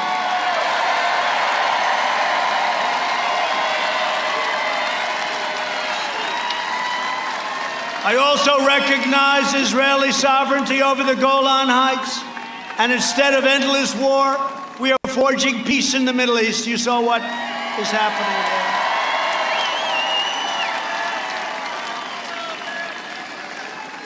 In fact, I was nominated for 2 Nobel Peace Prizes last week. You know the story. You know the story. And I told our great First Lady, I said, First Lady, I was nominated for the Nobel Peace Prize. I'm going to come home early. I'm going to watch it on NBC News, which is one of the biggest scam jobs I've ever seen. NBC, probably worse than CNN, NBC. But we're going to watch it. We're going to watch the evening news. So we'll watch second place NBC. You know, it is at second place. They spend all this money on PR, and then I hit them hard. But they are bad. I said, First Lady, wait till you see it, Nobel Peace Prize. This will definitely be the biggest thing. All right. Ladies and gentlemen, NBC News. They start off with you. They said you had some heavy rain. They started off with something else, something else, something else, something else. Now the show's almost over. I said, First Lady, they're not mentioning the Nobel Peace Prize. This is very embarrassing. But then it was okay because 2 days later I got nominated again. That was for Israel. I got nominated again. And I remember when Obama got, they said, ladies and gentlemen, Barack Hussein Obama has just been nominated for the Nobel Peace Prize. So what happened? I said, First Lady, I just got nominated again, this time for Kosovo, Serbia. They're not killing each other anymore. I stopped it. It's totally different. The first was Israel, right? Bahrain, UAE. This one was Kosovo, totally different. I don't know if that's ever happened before. I said, First Lady, let's give it another shot. We watched the news, never even mentioned. When Barack Obama got his Nobel Prize, like immediately after he got elected, they asked him, why did you get it? He had no clue. Nobody knew. Nobody knew. And it was a big story. Breaking news. We have breaking news. They didn't have breaking news when I got it, but that's why we understand the press. We understand them very well. They're fake. The last administration made a pathetic one-sided deal with a Castro dictatorship that betrayed the Cuban people and enriched the communist regime. My opponent stands with socialists and communists. I stand with the proud people of Cuba, Nicaragua, Venezuela, in their righteous struggle for freedom, and you're going to win it very soon. You're going to win that very soon. The last administration also negotiated the terrible Obama-Biden-Santos deal with Colombian drug cartels. They surrendered the narco-terrorists. They surrendered to them, and they caused illicit drug production to soar. Under my administration, we worked with our Colombian partners to launch a historic rival operation against the drug traffickers. And since April, we have seized or disrupted 227 metric tons of poisonous narcotics. Nobody has ever done anything like it. Joe Biden opposed the mission to take out Osama bin Laden. He opposed killing Soleimani. He voted for the Iraq war. He backed the disastrous Iran nuclear deal. And he cheered for the rise of China as a positive development for our country. I don't think so. That was a disaster. Now Biden's put forward the most dangerous and extreme platform of any major party nominee in history. The bad news is he doesn't even know what the hell it is. The Biden plan would destroy Social Security and destroy protections for pre-existing conditions. It will drain your Medicare by giving free health care to illegal immigrants that will come over to this country by the millions when they see this. End virtually all immigration enforcement and impose totally open borders. He would terminate our travel bans on jihadist regions. Remember I got that approved? They kept saying, oh, he lost, and then I won in the Supreme Court. We have a travel ban, guess what? And increased refugee admissions by over 700%, opening the floodgates to radical Islamic terrorism. He wants to ban school choice and ban charter schools, which are absolutely imperative for our children. In a second term, I will provide school choice to every parent in America. A vote for Republicans is a vote for safe communities, great jobs, and a limitless future for all Americans. And in conclusion, over the next 4 years, we will make America into the manufacturing superpower of the world, and we will end our reliance on China once and for all.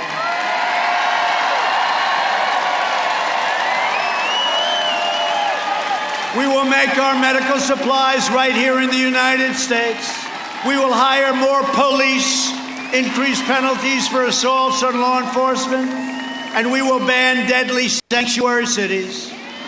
We will defend the dignity of work and the sanctity of life. We will uphold religious liberty, free speech, and the right to keep and bear arms. Second Amendment. We will strike down terrorists who threaten our citizens, and we will keep out of America, of our great country. We will stay away from those ridiculous, endless foreign wars. They never end. Endless foreign wars. They're all coming home. They're all coming home. We will maintain America's unrivaled military might, and we will ensure peace through strength, and nobody has strength like we have strength. Peace through strength. We will end surprise medical billing, require price transparency, and further reduce health insurance premiums and the cost of prescription drugs. They're going to be coming down by 30, 40, 50, 60, 70%. Favored nations. Favored nations clause. We'll be paying as low as anybody in the world. It's called favored nations. Nobody had the guts to do it. And they are spending a lot of money on ads against me right now, that big pharma. They are spending a lot of money. We will strongly protect Medicare and Social Security, and we will always protect patients with pre-existing conditions. America will land the first woman on the moon, and the United States will be the first nation to land an astronaut on Mars.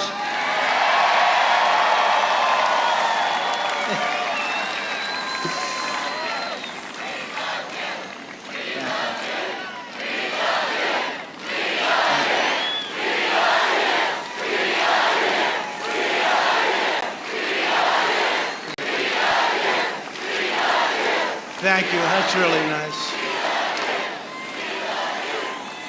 I had such a nice life before doing this. But no administration has ever done in the first 3.5 years, not even close, what we've done. And that's very gratifying. I want to tell you that. And thank you very much. We will stop the radical indoctrination of our students and restore patriotic education to our schools. We're already doing. We will teach our children to love our country, honor our history, and always respect our great American flag.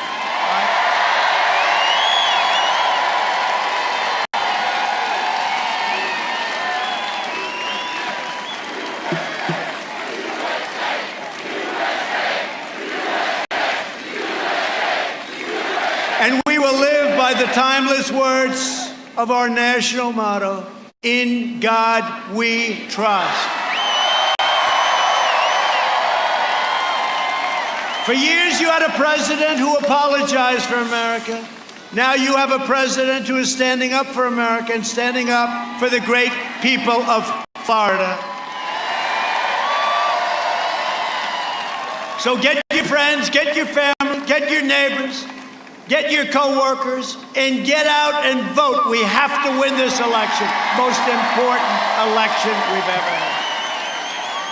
Early voting has already begun. Don't wait. Vote. It's safe. Go out and vote. I hear we're doing very well, by the way. That's what the word is. So we'll see. We'll see. But I hear we're doing very well. From Tampa to Tallahassee, from Orlando to Miami, from Pensacola to right here in Jacksonville. We stand on the shoulders of Florida patriots who gave their blood, sweat, and tears for this beloved nation. We inherit the legacy of American heroes who crossed the oceans, blazed the trails, settled the continent, tamed the wilderness, dug out the Panama Canal, laid down the railroads, raised up the skyscrapers, won 2 world wars, defeated fascism and communism. And from here, in this beautiful, beautiful state, this sun-drenched state of Florida, we launched American astronauts to the moon. We made America into the single greatest nation in the history of the world, and the best is yet to come, you watch. Proud citizens like you help build this country, and together we are taking back our country. We are returning the power to you, the American people. With your help, your devotion, your drive, we are going to keep on working, we are going to keep on fighting, and we are going to keep on winning, winning, winning. We are one movement, one people, one family, and one glorious nation under God. And together with the incredible people of Florida, we will make America wealthy again. We will make America strong again. We will make America proud again. We will make America safe again. And we will make America great again. Thank you, Florida. Thank you, Florida.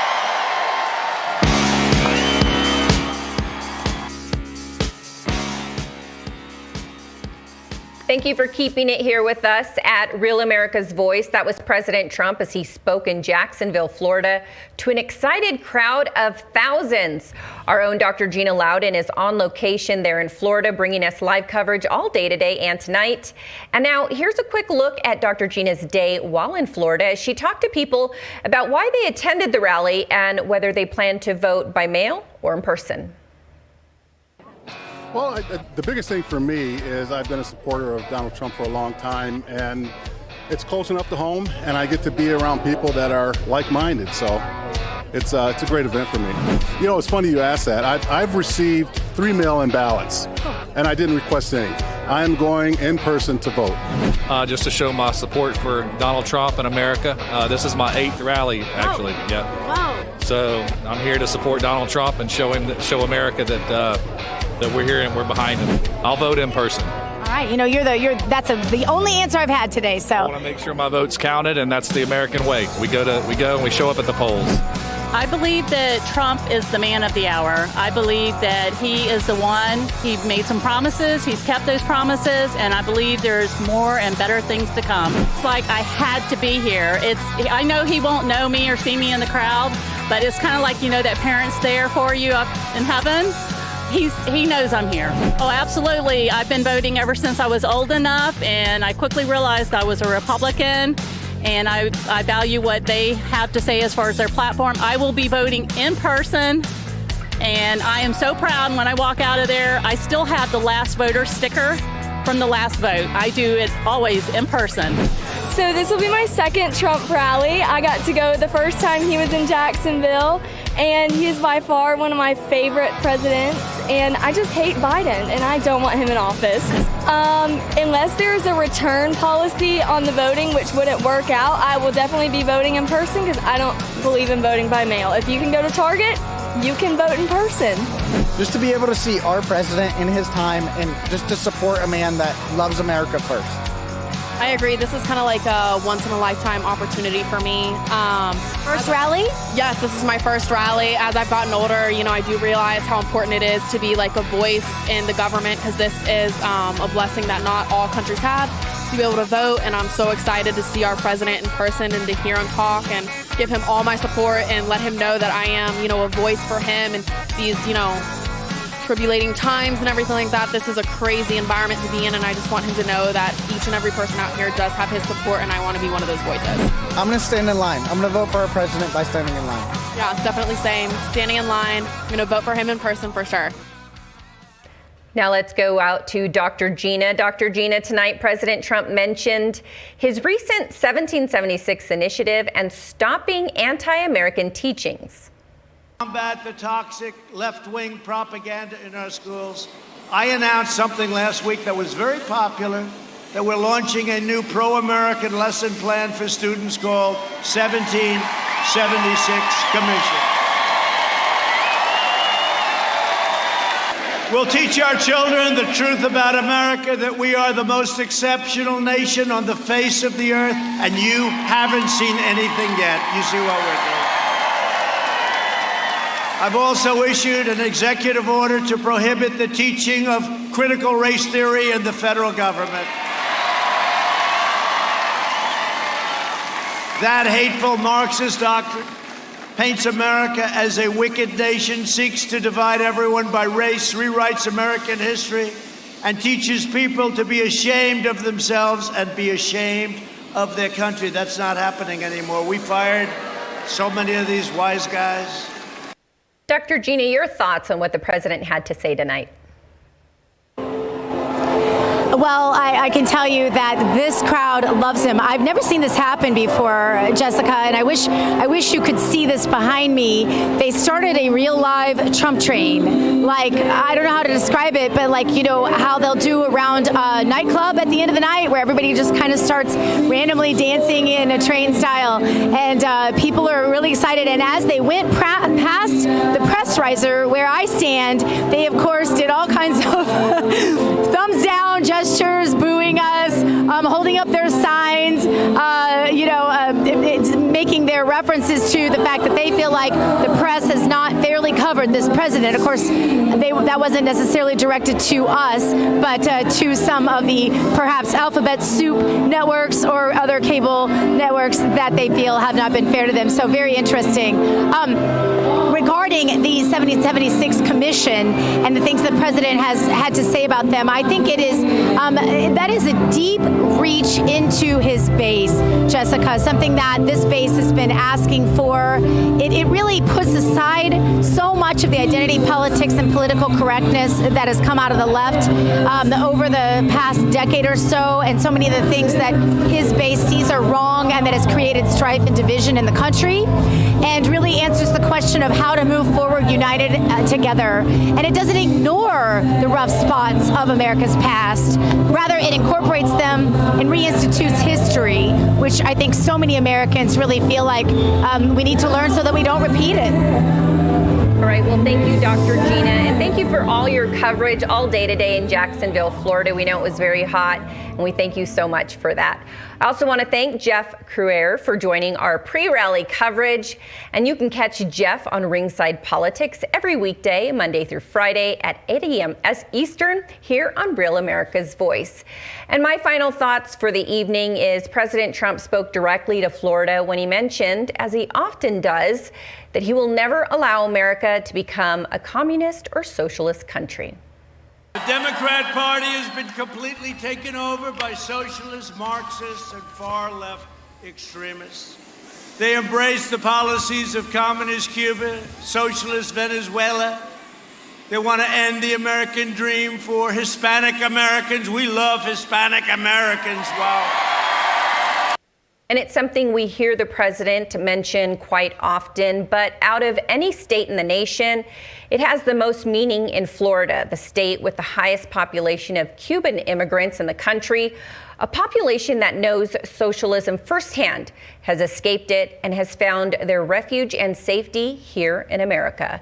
And with that, I want to thank you for joining us here on Real America's Voice for a special live rally coverage while the president was in Florida. We will see you back here for more rally coverage tomorrow night when President Trump will be in Newport News, Virginia, for another stop on his Make America Great Again re-election campaign trail. I'm Jessica Rivera, but before we go, we're going to leave you with this rally recap. Good night.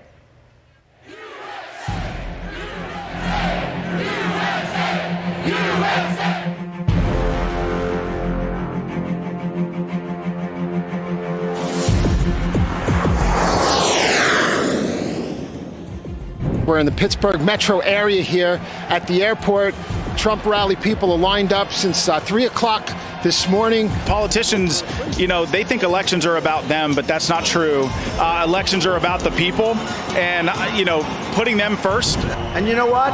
The Democrats in Congress, you have to see what they're doing. Their stance on Israel, it's like a whole different world. It's like from 10 years ago, it's like a different world. We've got the greatest country on earth, and we're going to keep it that way. We have about 40 sheriffs throughout the Commonwealth that have endorsed the re-election campaign for the president and the vice president of the United States. Here to support POTUS in 42 days. We're going to make America great again and get them reelected. When asked if there would be any place for fossil fuels, including coal, fracking, in a Biden administration, Joe replied no. We would make sure that it's all eliminated.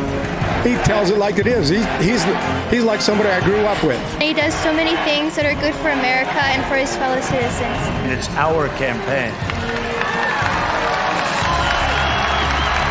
And if you want to save America, you have to go out, get out, and vote. And a Trump rally, it's like the greatest rock concert combined with the Super Bowl. I think he's handled everything perfectly like he should have. And everything that they say on the news, I think it's all just false accusations that did not happen. We've got the greatest country on earth, and we're going to keep it that way. We don't need socialists, and we don't need communists telling us how to run our country.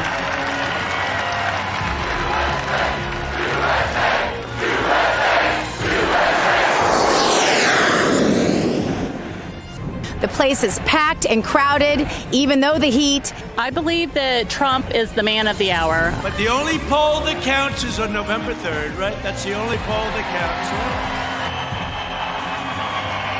counts. President Trump is significantly ahead in Florida, of course, being a key state. The Democrat Party has been completely taken over by socialists, Marxists, and far-left extremists. They want to end the American dream for Hispanic Americans. We love Hispanic Americans. Wow. He's the man of the people, and that's why we're winning. I'm so excited to see our president in person and to hear him talk and give him all my support and let him know that I am, a voice for him. And this election is also about law and order. They said, don't say law and order. That's too tough a term. They say, sir, say law and order very lightly, and then say, and safety and liberty and this. I said, no, it's about law and order. We have to have law and order, right? And all the success he's brought us to the USA last 4 years, it has all of us pumped up. We lifted 6.6 million people out of poverty, the largest poverty reduction in the first 3 years of any president in the history of our country.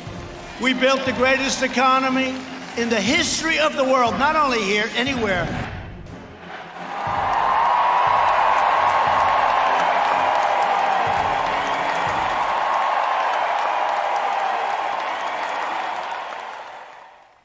We now return you to your regularly scheduled programming. Get your ground game out there, knock on doors, make phone calls, send emails. Do your appearances, do your interviews. Oh, don't forget a SCOTUS pick and world peace. Yes, for him, yes. I'm just saying for any candidate, though. Right. Any candidate is just, it's pedal to the metal. But no, not Joe Biden. But why?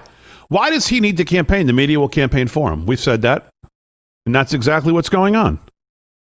So, all right, let's follow up on that McMaster. Our friends at our partners. I say friends now. I got to say partners.